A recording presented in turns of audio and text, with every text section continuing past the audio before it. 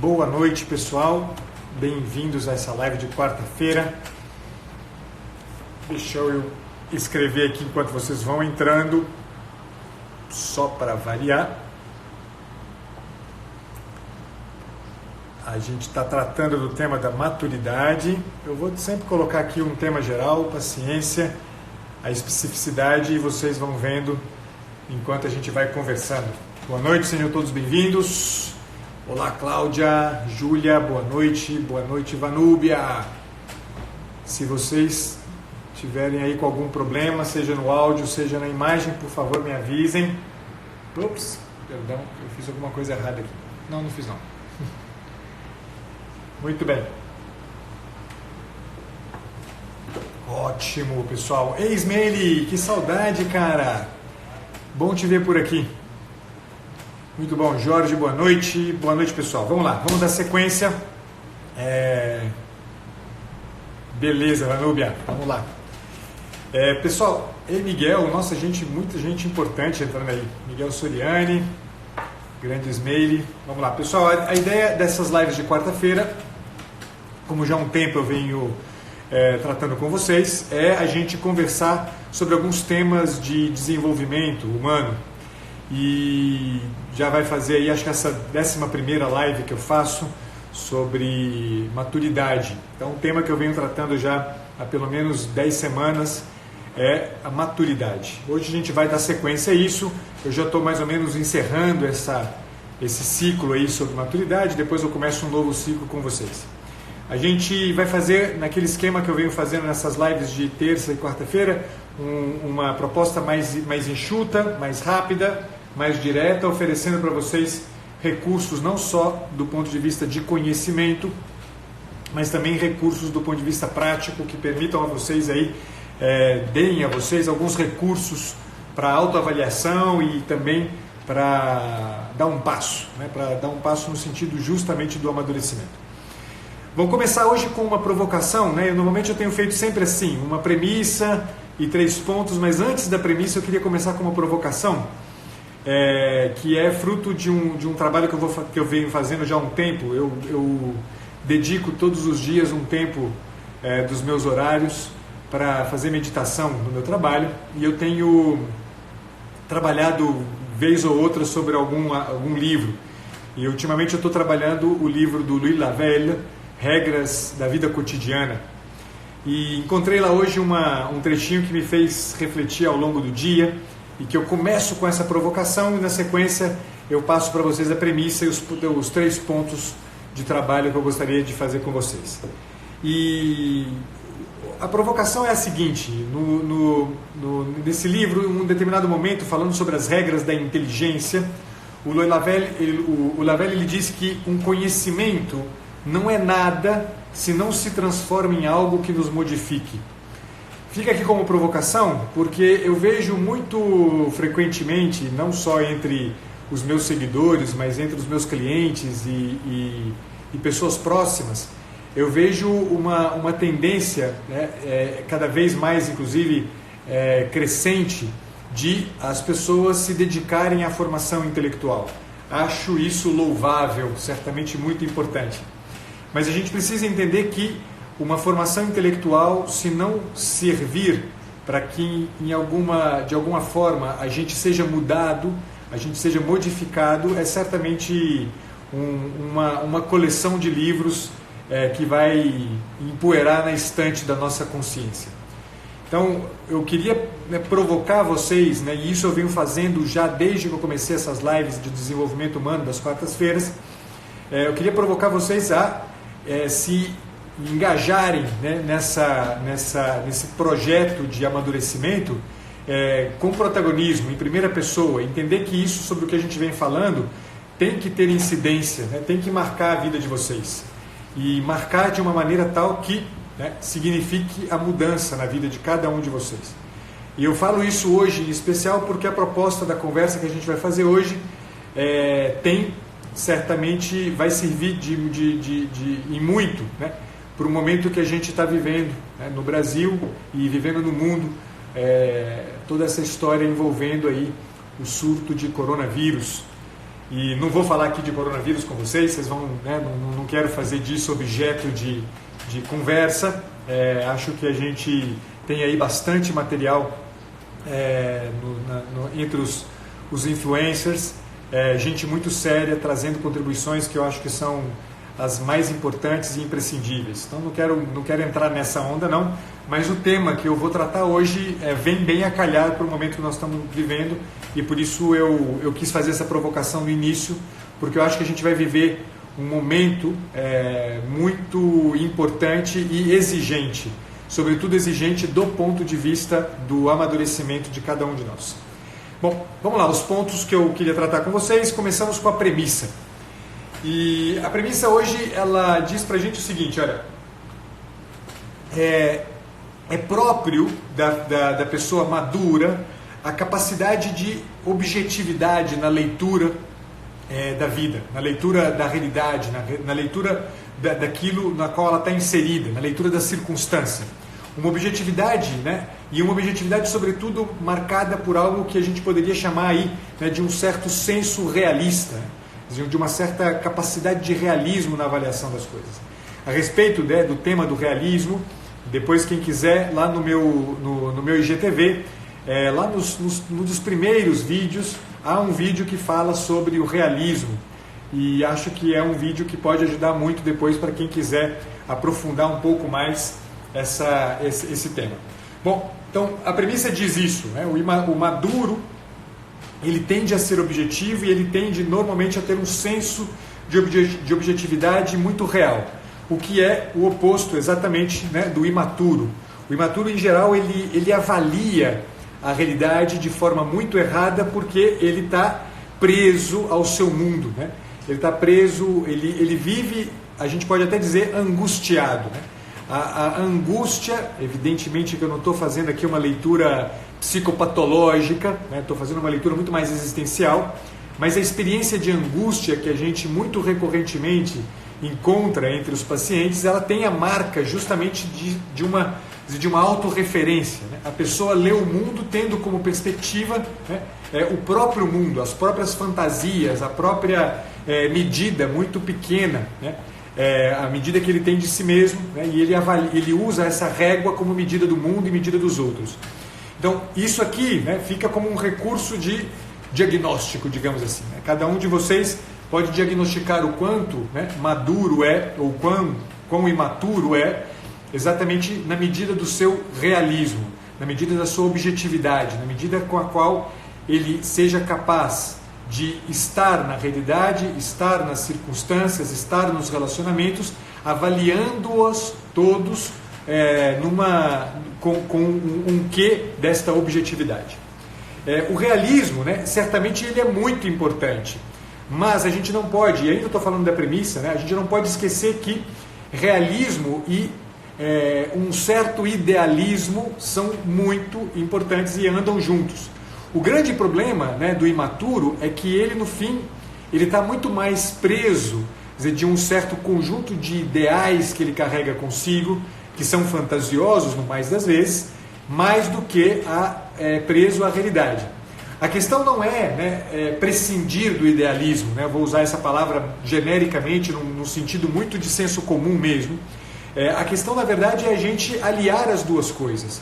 Porque se a gente fosse um realista, né, cru, né, sem nenhum idealismo, né, a gente seria algo como um macunaíma, né, uma pessoa que no fim tudo que quer, né, é fazer uma experiência de aproveitar a realidade segundo a sua própria medida. E se pelo contrário a gente é só um idealista sem nenhum pé na realidade, a gente acaba se transformando numa espécie de Dom Quixote, né? Que enfrenta mundos fantasiosos, né? Mas sem olhar para a realidade propriamente dita. Então, aqui está a ferramenta de diagnóstico inicial para cada um de vocês, né? Eu sou maduro, né, e portanto realista, ou eu sou imaturo e portanto, né, somente muito idealista e um idealista fantasioso, tá? Bom, diante disso e diante de um certo diagnóstico que cada um de vocês pode fazer, a pergunta que pode surgir é exatamente como é que a gente sai, né, dessa posição, né, fantasiosa e se encaixa na esteira justamente de uma perspectiva mais realista, mais objetiva da vida. E aí são os 3 pontos que eu queria trabalhar com vocês, é exatamente o que diz respeito aí a resposta a essa pergunta, que eu acho que é certamente da mais profunda importância para cada um de nós.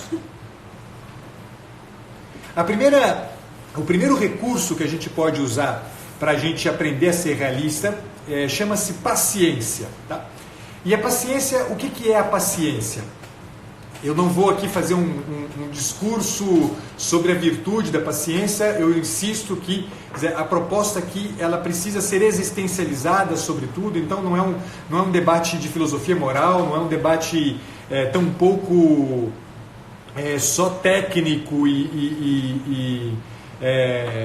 enfim, né, psicoterapêutico, tá? É um enfoque de fato existencial. Então, tal como eu quero que vocês entendam a paciência, é mais do que um valor, né, uma virtude externa, né, heterônoma, que eu assumo para mim de forma meio alienada e vou tentando fazer um exercício meio sem chão, né, sem pega na carne. Eu quero que vocês entendam a paciência como um recurso que permite a gente se encaixar adequadamente na nossa relação com a circunstância, com o mundo, com aquilo que nos rodeia. A paciência, né, a gente certamente pode descrevê-la como sendo essa capacidade de sofrer, né, com heroísmo, né, as vicissitudes da vida.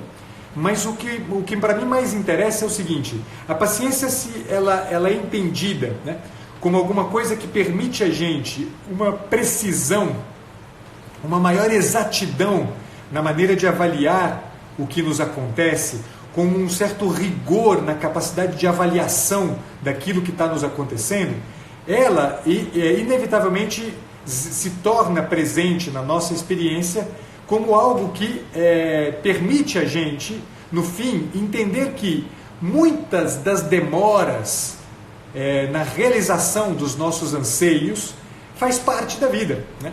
Quer dizer, um olhar preciso sobre a vida, um olhar preciso sobre a circunstância, ensina para a gente muito rapidamente que não dá para a gente ficar esperando que as coisas aconteçam segundo a nossa vontade e segundo, né, um projeto que a gente estabeleceu. A paciência, ela impõe a gente, né, para além da precisão na avaliação, ela impõe para a gente também, né,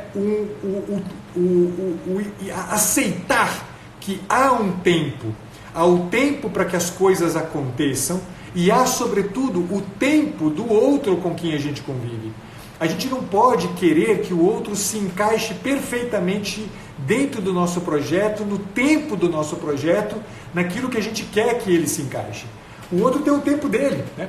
Saber esperar, saber que a realidade impõe para a gente, né, uma demora, impõe para a gente um tempo, isso torna-nos, existencialmente falando, pacientes, né? É claro que este é um exercício e, portanto, é por isso que é uma virtude. E por isso que eu insisti logo, né, quando eu falei desse ponto, que a gente não pode conceber as virtudes apenas como uma espécie de tábua de valores, né, de tábua de exercícios, sei lá, né, de um conjunto de regras que a gente vai obedecer cegamente, sem, no entanto, deixar que essas coisas se encarnem no nosso cotidiano. É preciso a gente entender os valores e, sobretudo, as virtudes, o exercício das virtudes, como algo que a gente encarna, como algo que modifica a gente. Insisto naquilo que eu trazia como provocação no início dessa live. E aí eu trago para vocês só eu vou trazer, eu gostei muito desse recurso, só para vocês terem uma ideia da paciência. Isso aí, eu falava disso ontem com um cliente meu, e eu achei que poderia ser bem-vindo aqui para a gente. Isso aí é um labirinto que existe na Catedral de Chartres, na França. E do que se trata esse labirinto? Falo muito rapidamente, só para vocês entenderem um contexto genérico, só para vocês terem uma ideia do que está em jogo aí. Na Idade Média era muito comum, né, na verdade era próprio da mentalidade do homem medieval, o conceber a vida como peregrinação. Né? os homens e as mulheres na Idade Média sabiam que a vida era uma peregrinação, né? Tanto que eles definiam a pessoa humana como homo viator, né? O homem que caminha, né? A pessoa é entendida como aquele que caminha, aquele que está, né, em caminho, que está num trajeto, né? Só que a ideia de peregrinação na Idade Média não era uma ideia que todo mundo poderia, né, se aplicar a ela. Portanto, né, a igreja criou esse recurso que é o labirinto, né? Um labirinto que está, é um mosaico no chão da catedral, no piso da catedral, e esse mosaico permitia às pessoas empreender uma espécie de peregrinação. Então vocês veem aí do lado direito da imagem, né, bem na extremidade do círculo, né, tem uma entrada, né? E lá no meio, você vê no centro ali é um alto relevo, né? Um baixo relevo, na verdade, não, enfim, não me lembro mais, é um relevo, seja como for, que representa a cidade de Deus, né? A Jerusalém Celeste.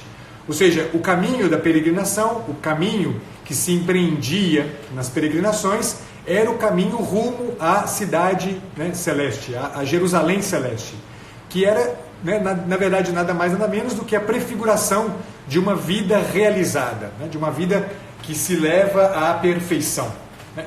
Se vocês prestarem atenção, depois cada um de vocês pode fazer aí com o dedinho, né, em cima do desenho, vocês vão ver um movimento muito interessante, e que é isso aqui que me interessa, que a gente aprenda da paciência. Se vocês perceberem, a trajetória que se realiza enquanto se faz este labirinto é uma trajetória de sucessivas aproximações e afastamentos. Se vocês entram aí, né, com o dedinho em cima do risco do labirinto, vocês vão ver que o viandante, o peregrino, chega até a metade do círculo, né, no círculo concêntrico aí, que equivaleria a metade do caminho, ou seja, ele se aproxima de alguma maneira da Jerusalém Celeste, e aí ele segue, né, beirando a Jerusalém Celeste, e depois ele empreende um caminho, né, de retorno à extremidade do círculo de novo.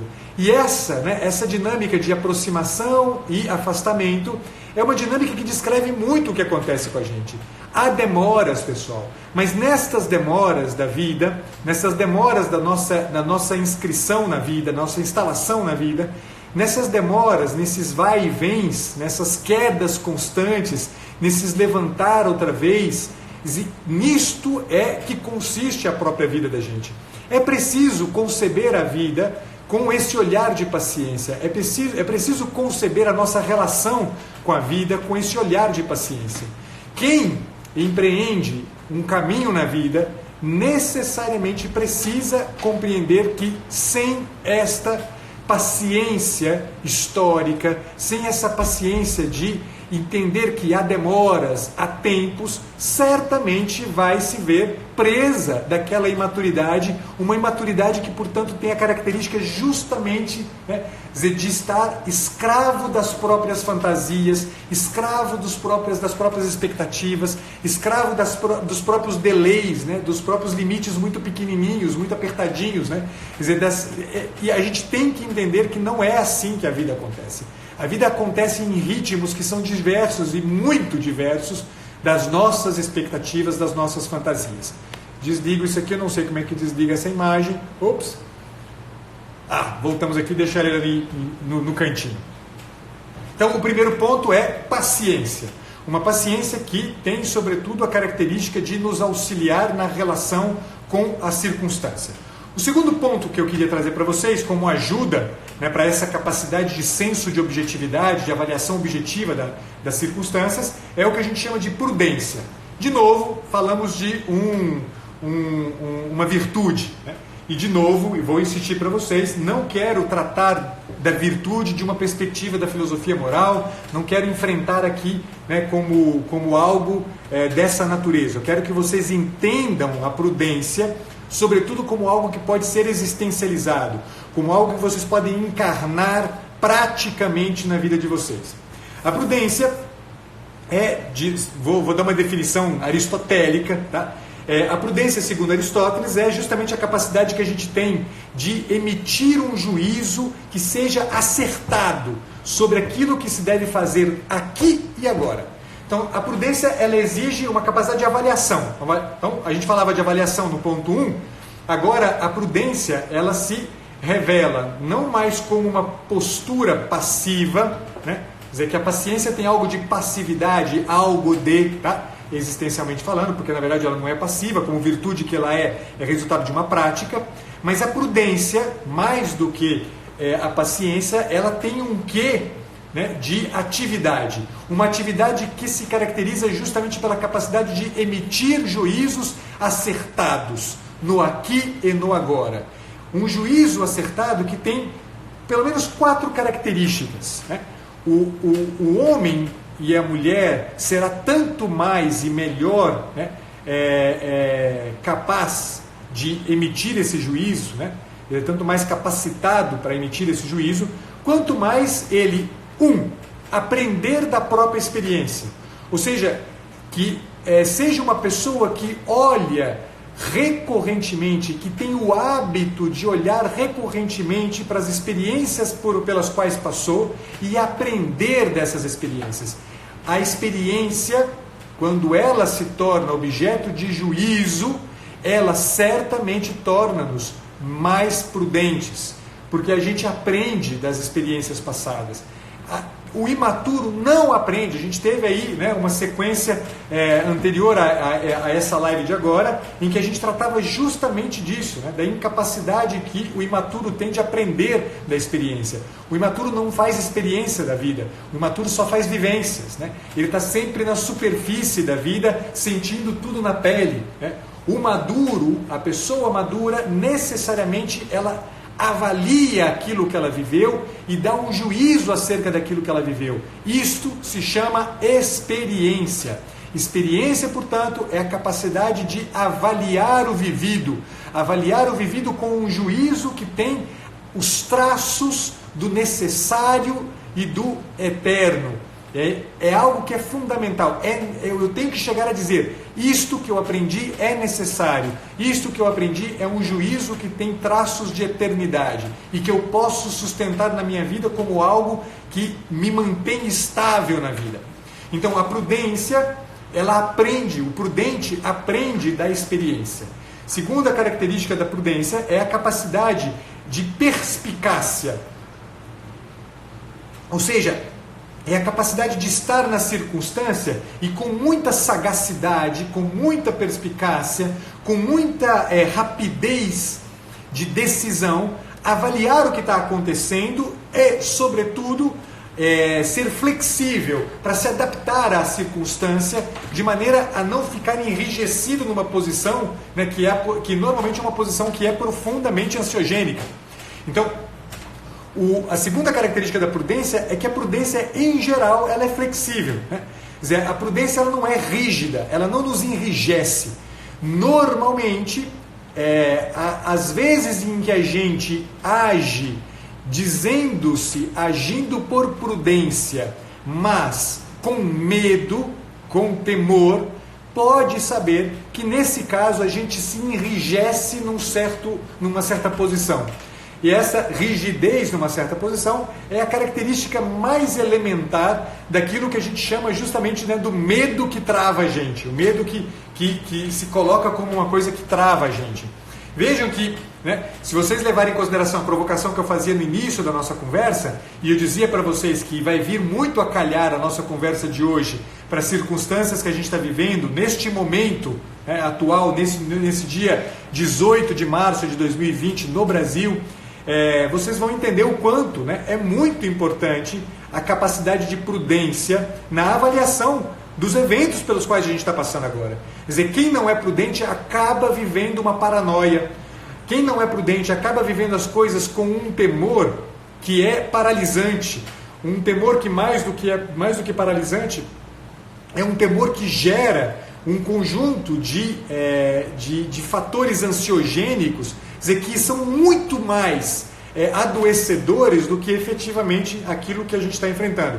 O que não quer dizer, né, que a gente pode, por causa disso, né, ser imprudente. Estamos falando aqui justamente da prudência, prudência que aprende das experiências passadas. Todos os que estão aqui, né, passaram muito recentemente por um surto, talvez não tão assustador, tão complicado, tão enfim, né?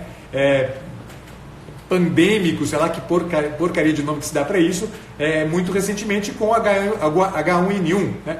Ou outros tantos que todos que estão aqui já conhecem. Então a gente pode aprender com a experiência e, sobretudo, usar disso aqui como recurso. Eu me lembro que na época da H1N1, né, a gente comprava, né, eu via as pessoas comprando álcool gel, né, para colocar nas paredes, aqueles distribuidores de álcool gel. Na minha casa a gente tinha um álcool gel desses na parede, na entrada de casa, as pessoas entravam e limpavam as mãos. Ou seja, a gente aprendeu já em algum momento, né, alguns recursos no passado que permitem-nos agora ser verdadeiramente prudentes. E, sobretudo, verdadeiramente prudentes, e eu vou falar depois uma quarta característica, na quarta característica eu vou dizer para vocês uma coisa importante, além de tudo, né, capazes de agir com uma certa sagacidade, com uma certa perspicácia, com uma rapidez de decisão. A gente não pode demorar a se decidir em agir de uma determinada maneira prudente. A gente não pode demorar a agir assim. É preciso que as decisões aconteçam e logo. E esta é a responsabilidade tua, nego. Essa não é a responsabilidade do governo federal, do governo municipal, do governo estadual. É a responsabilidade tua. A decisão é tua. Não é o governo que tem que ser prudente. É você que tem que ser prudente. Você fica esperando o governo te dizer as coisas para você não se responsabilizar. Para você jogar nas costas do governo a culpa e depois sair por aí nas redes sociais dizendo o quanto fulano de tal, beltrano de tal, o ciclano de tal foram imprudentes em fazer tal movimento X, Y ou Z. Mas você não faz porra nenhuma, porque você é um desgraçado de um moleque moloide que acredita que as decisões todas que vão ser assumidas serão única e exclusivamente aquelas decisões, né, das altas instâncias. E você não se move. Imprudentemente não se move. E aí aproveita a quarentena para tirar férias e terceiriza a responsabilidade, como o Renan está dizendo. Quer dizer, isto aqui é, né, um cuidado que a gente tem que entender. O homem prudente, a mulher prudente é o indivíduo, não é o Estado que é prudente. A prudência não é uma virtude de Estado, a prudência é uma virtude da pessoa. É a pessoa quem tem que agir com prudência. É você que é a porra do responsável. É você quem tem que tomar a decisão agora. Não é ontem e não é no dia em que finalmente o ministro da Saúde vai decretar o estado de calamidade pública e o ministro da Justiça vai impor voz de prisão para quem desobedecer. Não, cara, é você agora, tomando a responsabilidade pela tua vida e pela vida dos que estão ao teu redor. Se você não o fizer, meu caro, ninguém vai fazer. Nesse Brasil de gente imatura como é o nosso país, a gente pode, diante de um jeito de se relacionar com a realidade fantasioso, quixotesco como o nosso, ou macunaímico como o nosso, a gente pode saber que as consequências serão gravíssimas, gravíssimas. E isso não é paranoia, isso não é exagero, isso é o que a gente precisa ter claro. Prudência, prudência. Terceira característica da prudência é a capacidade de circunspecção. O que é a circunspecção? Circumspecere, olhar ao redor. O prudente é um homem, é uma mulher que olha ao redor, e porque olha ao redor, ele é previdente. Olha isto, de novo, mais uma bela dica para nós. O homem maduro, a pessoa madura é uma pessoa que tem capacidade de previsão. E tem uma capacidade de previsão que tem um quê de humildade. Por que de humildade? Porque abre mão dos seus próprios juízos mesquinhos. Porque tem que abrir mão dos próprios juízos mesquinhos. Tem que abrir mão das próprias expectativas de prazer. Tem que abrir mão. Tem que abrir mão desse padrão de relação com a vida no qual a gente não consegue entender o quanto a gente tem uma vida medíocre, uma vida de idiotas, uma vida de gente que não é capaz de incidência alguma no entorno, no tecido social. Quem não faz isso não tem a prudência circunspecta, humilde, de quem é capaz de prevenir, de prever e prevenir. Desculpa. Quarta e última característica da prudência é exatamente, e é isso que eu queria chamar a atenção lá atrás, quando eu apresentava a primeira, é a capacidade de, também humildemente, aceitar e, mais do que tudo, pedir e aceitar conselhos.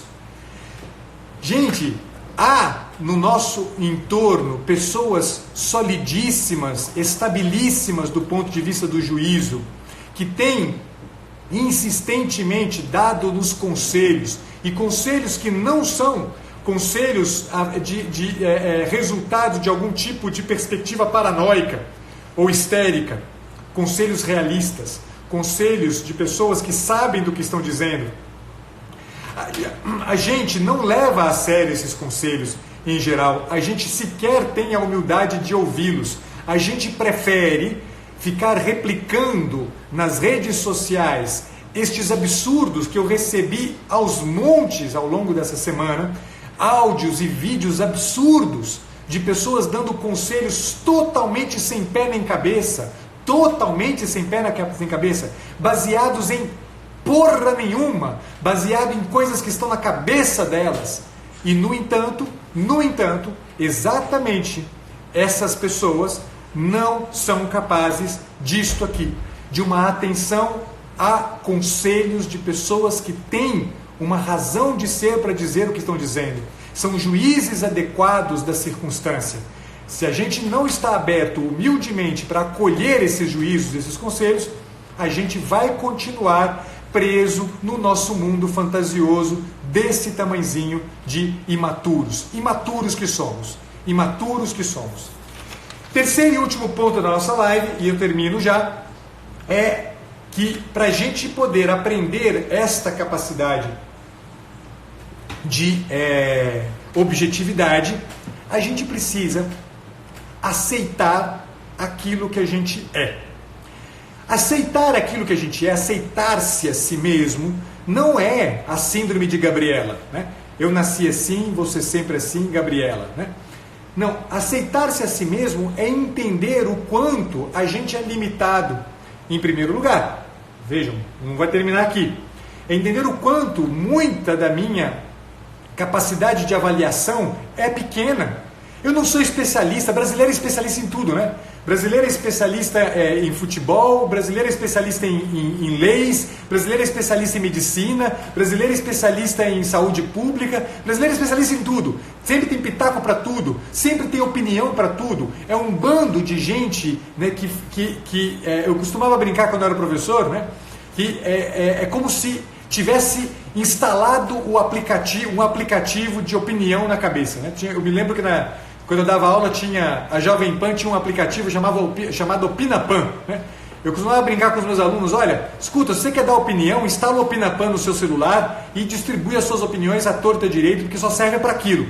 Quer dizer, a gente acredita que as nossas opiniões valem para alguma porra. Nossas opiniões não valem nada. Nossas opiniões são absolutamente inúteis. São opiniões de quem não sabe absolutamente nada e acha que sabe.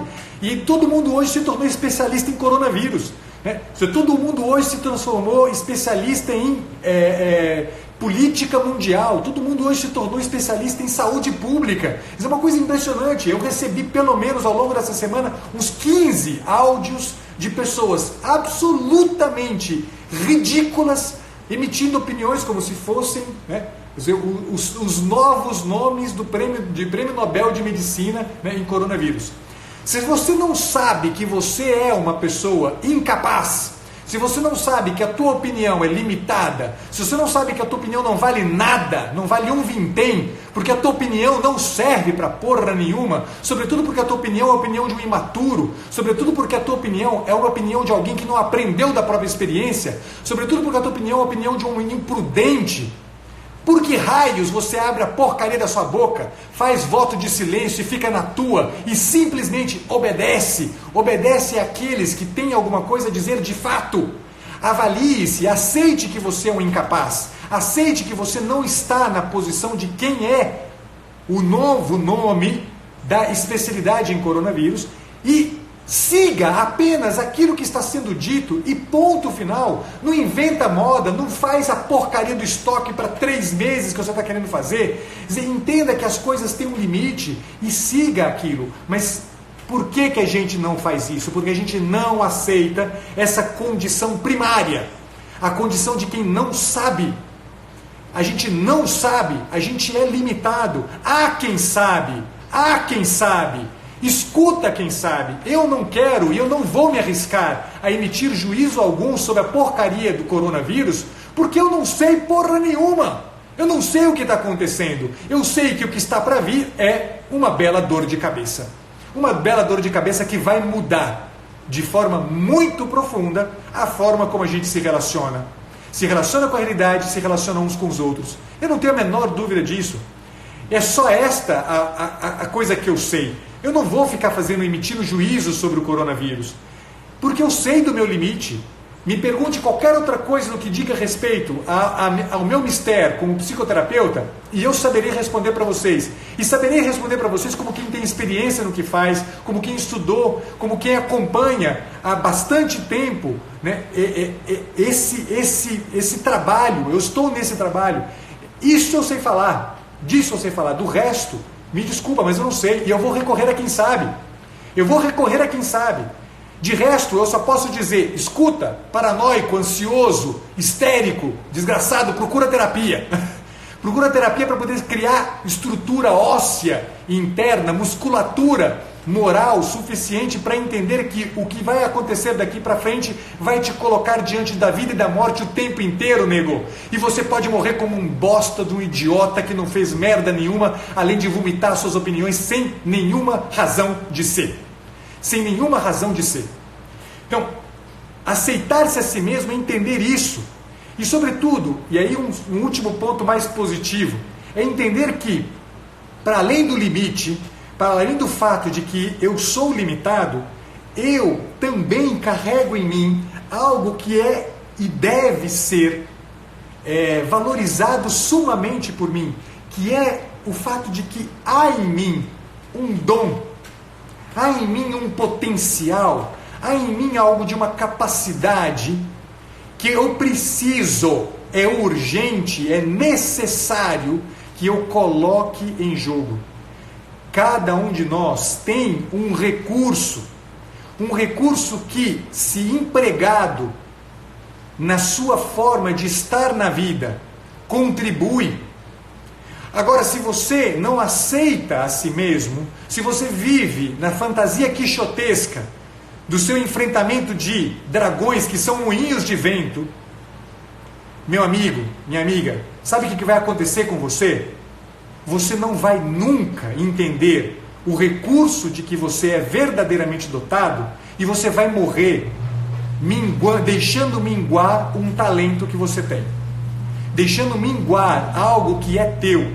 Eu atendi hoje uma cliente minha que falou que vai fazer, né? Ela é chefe de cozinha, e ela vai oferecer de graça, num custo muito, muito baixo. Agora eu não me lembro mais. Se ela tiver aí, peço desculpas pela informação talvez desencontrada. Ela vai oferecer um mini curso, né, para fazer bolinhos, né, carrot cake, ela me falou lá o nome, né? Então assim, vai ser um jeito de oferecer para as pessoas, né, algum recurso para manter a economia aquecida, né, girando. Se as pessoas vão poder fazer em casa, né, bolinhos, e sei lá, né, vender ou fazer, ou sei lá que escassez. Quer dizer, por mais que seja, né, uma proposta limitada a um contexto pequenininho, é a possibilidade que essa mulher entendeu, né, de estar contribuindo positivamente com um dom que ela tem, com uma capacidade e um recurso de que ela é dotada, e enfrentar algo dos dramas que a gente está para viver. Se a gente não coloca isso em jogo, povo, não vai sobrar nada. Quer dizer, não sobrarão pedras sobre pedras.